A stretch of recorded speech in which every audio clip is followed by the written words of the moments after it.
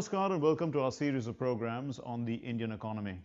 Today we're going to be looking at the G20 summit, which is going to take place in Italy, in Rome, on the 30th of October and 31st of October. Prime Minister Narendra Modi will be participating in the summit. The G20 is an informal multilateral grouping which deals with economic issues and economic governance. To discuss the expectations from this summit, we have with us an eminent panel. Let me introduce you to them. Dr. Arvind Veermani is an economist and chairman of the Foundation for Economic Growth and Welfare and a former chief economic advisor to the Government of India. Dr. Rajat Kathuria is an economist and dean of the School of Humanities and Social Sciences of Shiv Nadar University and an eminent economist with regard to international affairs as well. We'll start with you, Dr. Kathuria. So, there was talk last year that $5 trillion was needed to be injected into the global economy to neutralize the bad effects of COVID-19. But what do you think? Do you think that this kind of a stimulus is still required? I think, as opposed to the $5 trillion stimulus that was talked about in the last G20 meeting in Saudi Arabia, actually the world economy invested much more in terms of stimulus in the economy. And one of the fallouts of that has been whether this can be sustained given the levels of the debt crisis, given where the economies were at that time, and given that there has been some recovery and there is expected to be more recovery in the future, the amount of the stimulus, you always need stimulus in the world economy, given that emerging markets have so much deficit of good quality infrastructure. And even in developed economies, there's now refurbishment and renovation of old infrastructure that is required. So there is demand for investment for even normal activities like building infrastructure. But given the debt levels, I suspect that the amount of injections is going to be much less than what had happened in the last year, 2020. I'm told that about 12 trillion was injected as opposed to 5 that was talked about. So the room for more fiscal injections is going to be limited. Private sector is coming on board. So there's going to be a lot of private sector investment also as economies recover. There will be, I would say that there is smart investment required now, given that we need sustainability, given that we need sustainable development goals, and climate change is now upon us. We see it every day in different countries, including in India. And I think the smart investment would require, meeting these targets in a much better way, in a much sustainable way. Dr. Veermani, do you see a significant role for institutions like the World Bank and the IMF to recharge the global economy post-COVID? So I don't think the large economies, USA, EU, India, etc., need any further stimulus. But perhaps there is room, and that leads to the next question, for selectively for certain countries. So that is actually where the role of the IFIs come in.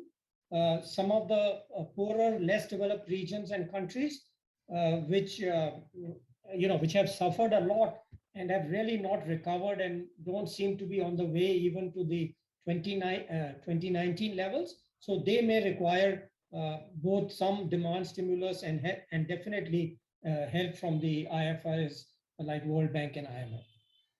Dr. Kathuria, we still need to get vaccines out there to places like Africa. What would you see? There's also accessibility issues there. There are a lot more vulnerable areas. And if the virus is allowed to mutate, it can come back as a totally new virus, and all the other hard work that has been done so far will come to naught. So what would you think should be the focus at this time about distribution of vaccines? Well, at a broad level, as a broad principle, we know, and this has been said by the WHO on many occasions, that nobody is safe until everybody is safe. And that's given. But at the same time, if you look at the geopolitics, everybody tries to secure themselves first and then engage in trade. So countries that have strong abilities to produce personal protective equipment, to produce the vaccines, they will first secure themselves and then engage in trade, which is what the export bans have been all about. But as a broad principle, I think trade is essential. India is regarded as a pharmacy to the world, and we will be able to trade. And we have been exporting vaccines. Our export ban has now gone, and we've begun to export vaccines as well. The export ban was temporary. There are countries in Africa which do not have the capacity to produce on the scale that they need. And there are several countries that don't have the capability to produce on the scale they need. So trade is going to be an essential component of trying to get rid of the virus. But as you're rightly saying, one doesn't know, how the next year will pan out, whether this will die out on its own or whether it will mutate into a breakthrough sort of mutation, as people are talking about. One doesn't know. It's really, and I'm not a health expert, so I can't really comment on that. But trade is going to be an important instrument in ensuring access, as it is. There was so much talk about access inequality between the developed and the developing and the emerging markets. So we need to get around that, and multilateralism has a role to play in equal distribution. Dr. Veermani, would you like to add on this as far as India's role is concerned in terms of vaccinations? So we all know that vaccination is a global public good. True. Yes. In this world where it is so interconnected, and really it's in the interest of everybody to ensure that the whole world is vaccinated, otherwise it'll come back to us. Having said that, it's clear that we had a problem because in a way we were lagging the US, UK, etc. So there was a temporary period where we had to focus on our own vaccination, but we are now rapidly approaching a point where clearly we should really open up and play the role, as the largest vaccine producer in the world, certainly, and we are approaching that excess supply position. And so I think it's urgent need to open up the exports. True. But Dr. Veermani, would you think that the G20 should be sticking largely to the basics of economic governance, or should it be getting into geopolitics, or are the two so closely linked, are they intertwined that one can't expect to separate geoeconomics and geopolitics in today's world? Yeah, good question. The G20 was created to coordinate macroeconomic policies which kind of lay outside the approved charter of the IMF, and so the IMF works on the basis of the equity structure which is inherent in it. So that was found not suitable for expanding the role. So which is why the G20 was really created. So the need for coordination was felt so acutely in the global financial crisis. Now, certainly it should continue to play a role in discussion, debate, and coordination of macro issues. Now, there are two things which follow. One is with macro shocks emerging from new areas like viruses, etc., which is the pandemic we have been talking about, the agenda has expanded and is likely to expand to related areas. And secondly, your point about geopolitics, it is inherent. The whole point of the G20 as against the organized voting structure of the IMF was that there would be geopolitics coming into the picture. There would be compromise, that there are different interests of developing countries, emerging market economies, and developed countries. And the essence of that discussion is actually to find a middle path, to find a compromise where all can get on board and coordinate. But in the understanding of geopolitics, Dr. Kathuria, would you say that the US-China economic tension seems to dominate G20's outlook, or can the chair or the presidency, this time Italy, decide and set the agenda? I mean, in a realistic way.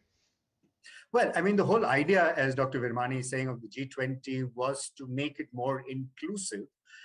There were other institutions that existed, G5, G7, G8.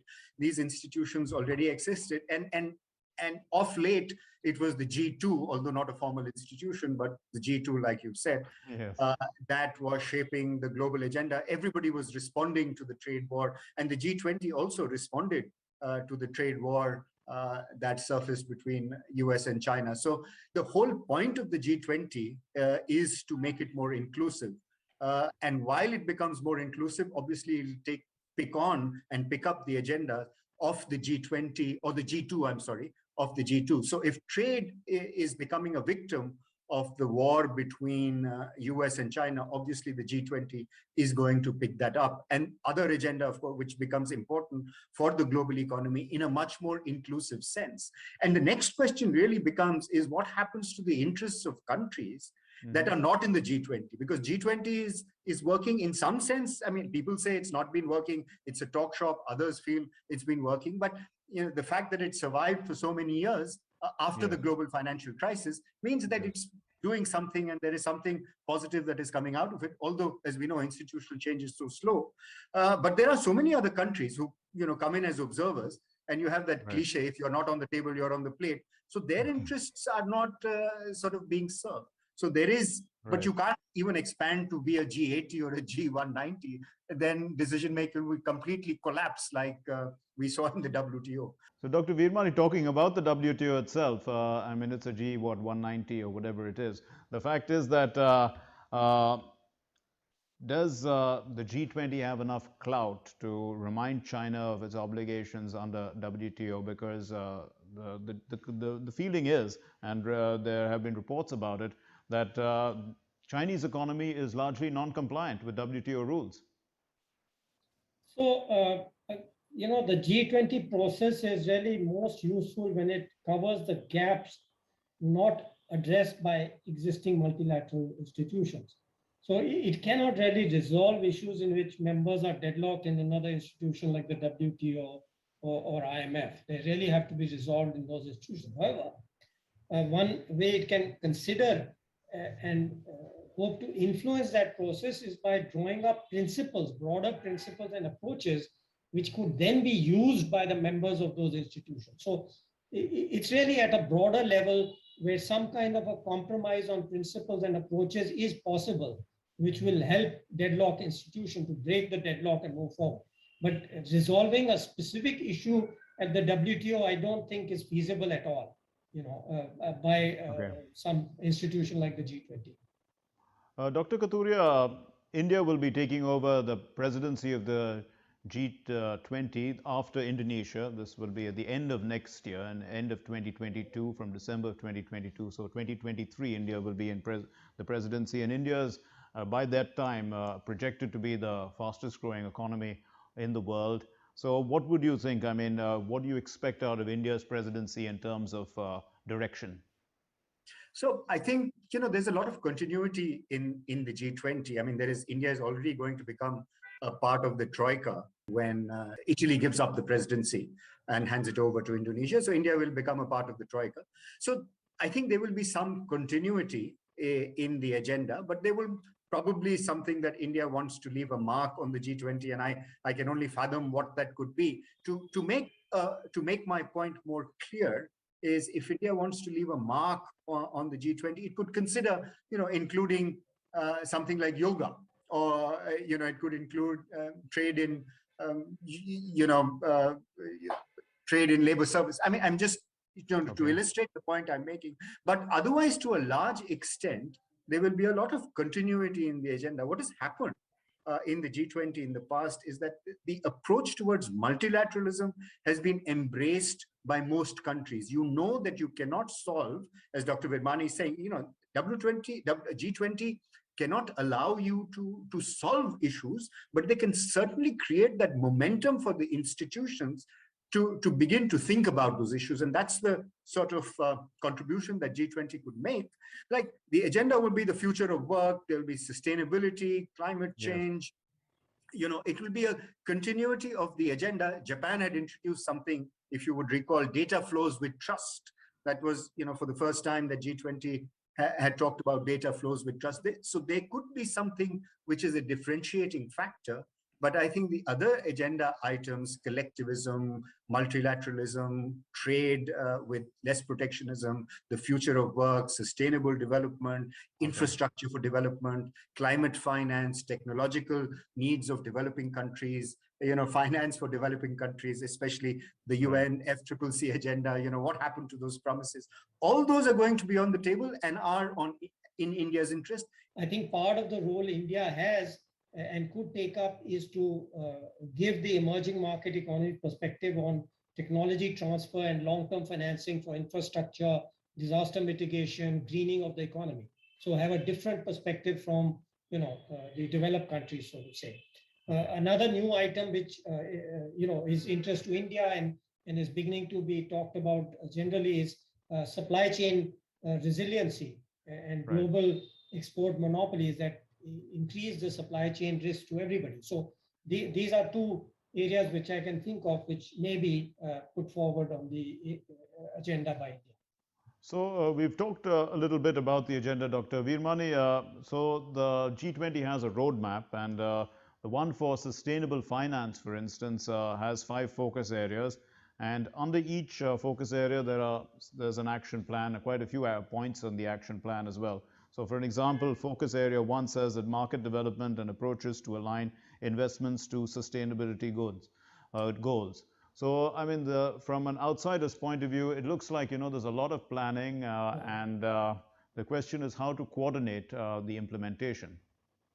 Yeah, I think there are some institutional issues here, as I pointed out earlier, that traditionally, like the IMF or some other institution would provide the work, the basic issues papers, etc. So, because the G20 operates at a broader level, setting the direction, putting the issues, but doesn't really have the capability by itself to go into detail. So I'm not sure how this would work, all that 5 agenda. One way could be a new institutional approach of defining subgroups or specialized group of experts from these countries or something. So that is not entirely clear to me. Maybe Rajat has come across something, but that's not the way the G20 operates at that level. You have to, the detailed issues would probably require more work. And from the details you have given, the 5 areas, then would require a lot more work before they can be taken up for decisions. So I'm not quite sure how they would proceed, but that could be a institutional innovation of doing that. So, Dr. Kathuria, what do you think? I mean, with all this, with so many ideas and action plans, and a lot of it is will require different kinds of financial reporting standards to be set in. So, I mean, are we looking at the G20 basically changing the way financial reporting is being done across the world? There would be need for more transparency and need for more accountability, but I don't think the G20 can change the way things are already done. I mean, if these plans have to be implemented, that means governments will have to start implementing them according to basically these action points that are being given. And quite a few of those action points require you to report in a particular way. So, I mean, countries will be compliant in a sense, and then that will become a set of best practices which the rest of the world will follow. Right. So, but as you yourself said, these are in the form of best practices, right? And a country could follow them or may not follow them. There is no teeth that the G20 has. The G20, as you yourself said in the introduction, is an informal setting. It works in an informal setting. So to give you an example of what you're saying, after the financial crisis, immediately after the financial crisis, there was a financial reporting that was required in the interest of transparency. Every country had to do what is called the Macroeconomic Access Protocol, MAP. And every country did that. After a few years, it just, petered out. And countries do report, but they don't report it with as much seriousness as it was done in the immediate aftermath of the global financial crisis. To sustain even the WTO with the teeth that it has, and with country wanting to go out of the system and not no buy-in into the system, the WTO dispute settlement body has essentially collapsed. And you can imagine if something which has teeth can collapse, then what happens to an institution which doesn't have teeth? And the example of MAP is, I think, very instructive. When there is an incentive to do so, you will do. But when there is no incentive and there's no penalty, then I think countries will choose not to comply. So, Dr. Veermani, then the question arises about how effective will the G20 be? Because, I mean, the G20 is hoping to share best practices and, bring about a sustainable environment for the world, whether it's finance, climate change mitigation, future pandemics, creating new rules of engagement. But if it doesn't have teeth, will it be able to do this? Yeah, So, sharing of experience is useful in any context, and because it's the first step in creating understanding of issues which require global coordination. And of course, as kind of implied in the earlier answers, that beyond that, it's best left to each country to resolve. Every issue cannot be addressed in the uniform way with everybody. So the sharing is good, and then whatever is applicable is best left to the country to resolve in the way it's suited to its environment and administrative capacity. So, that's really what I would expect that would happen. Dr. Kathuria, what do you think is the role of international financial institutions, public finance, and policy in bringing about alignment within the grouping? I mean, you did mention a little earlier about MAP. Right. I mean, would you think that there is a role, of multilateral financial institutions in creating some sort of an alignment? No, of course, the G20, I mean, that is precisely what the role of the G20 ought to be, is trying to create alignment amongst countries of different standards. Because given that it's unlikely to happen, I said, by the institution itself, and sometimes an institution to move like the IMF, World Bank, I mean, they've changed the way they used to operate. For example, IMF is now thinking about quota reform and giving more representation to emerging markets. Without the G20, that would have been very difficult to get through. And the voice has become louder over the years. And Dr. Virmani has been a part of that in his earlier professional career. And he will know how difficult it is to get that. And another example, of course, is on trade. The putting principle of multilateralism squarely on the table so that the WTO and other countries can actually look at it much more seriously. I mean, that's the role of the G20. It won't be able to set the standards, but it can set the principles and let the institutions and countries define those standards and how they want to implement them. But certainly, it has a very important role to play. Finally, Dr. Virmani, the question arises about informal multilateralism, which is the G20, versus the formal multilateralism like the WTO. We did approach this question a little earlier, but in the context now of the G20 gaining prominence and having, gained greater emphasis and greater importance since the financial crisis of 2008, what do you think? I mean, will it become more effective than the WTO? Right. The quotas actually was during my tenure that we got the quota increases. But after that, they stalled completely. And that's precisely the limitation of the IMF versus the G20 was that, for example, we refused to give IMF authority over capital account convertibility because we felt we did not have enough power in terms of our size of our economy, etc., for the rest of the countries to tell us what we should do about it. So, it's linked. Rajat mentioned the quotas. So the quotas and the issues and which institution does it are linked. Okay. So in the case of IMF, there were certain issues which we thought it's better to do outside because we don't want to be dictated to, right? Yes. And we are not given enough power in the system. But G20 by its nature is informal. So, and therefore it's more flexible. You can agree on broad principles, then you're left to implement it in your own way, which was my answer to the previous question. Now, how does that relate to your specific question on WTO, etc.? So really they are not substitutes. That's the implication. Whether it's the IMF and G20 or it's WTO, they each have their place. The WTO actually has very clear rules. That was the one big advance over GATT, Yes. was that WTO set up a dispute resolution mechanism which operates in a certain way. Now, unfortunately, for various developments which you pointed out, the US-China developments during the previous administration, that structure has become totally frozen, so to say, which is why the problem has arisen. But the WTO or any other institution, G20 are not substitutes, and they really the deadlocks in the formal institutions can have to be resolved at the WTO itself, but the G20 can give a nudge. It can agree on certain principles or other things which will help move that process forward. That's all the time we have for in this discussion. I'd like to thank our guests, Dr. Arvind Virmani and Dr. Rajat Kathuria.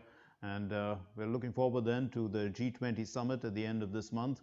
And it's clear that the G20 is an influencer, and it also has significant clout and economic heft to bring about changes and probably even nudge the bigger multilateral institutions which deal with economy to reform. Thanks very much for being with us. Namaskar. Thank you.